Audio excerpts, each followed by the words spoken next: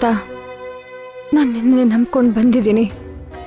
ಧ್ರುವಾರ್ ತಾಯಿ ಆದಷ್ಟು ಬೇಗ ವಾಸಿ ಆಗೋ ಥರ ಮಾಡು.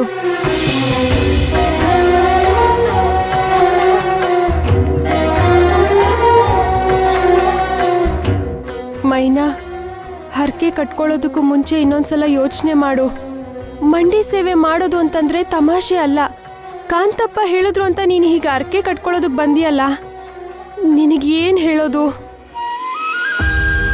ಹೌದು ಮೈನಾ, ಅದ್ರ ಬದಲು 101 ಕಾಣಿಕೆ ಹಾಕ್ತೀನಿ, 101 ತೆಂಗಿನಕಾಯಿ ಹೊಡಿತೀನಿ, ಇಲ್ಲ ಅಂದರೆ ಅನ್ನದಾನ ಮಾಡ್ತೀನಿ ಅಂತಾದರೂ ಅನ್ಕೋ ಮೈನಾ.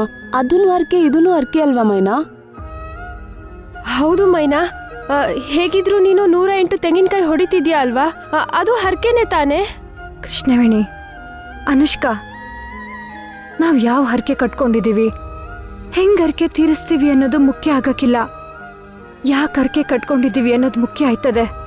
ಕಾಂತಪ್ಪಣ್ಣ ಹೇಳಿದ್ರಲ್ವಾ, ಇಲ್ಲಿ ಹರಕೆ ಕಟ್ಕೊಂಡು ಮಂಡಿ ಸೇವೆ ಮಾಡಿದ್ರೆ ತುಂಬಾ ಶ್ರೇಷ್ಠ ಅಂತ. ಹೆಂಗಾದ್ರೂ ಸರಿ, ಧ್ರುವಾರ್ ತಾಯಿಗೆ ಒಳ್ಳೇದಾದ್ರೆ ಅಷ್ಟೇ ಸಾಕು. ಅವ್ರಿಗೋಸ್ಕರ ನಾನು ಎಷ್ಟೇ ಕಷ್ಟ ಆದ್ರೂ ಸರಿ, ಎಂತ ಕಷ್ಟ ಆದ್ರೂ ಸರಿ, ನಾನು ಅನುಭವಿಸ್ತೀನಿ.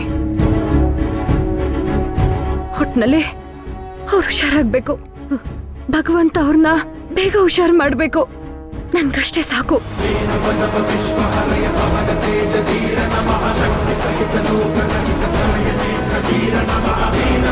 ವಿಶ್ವ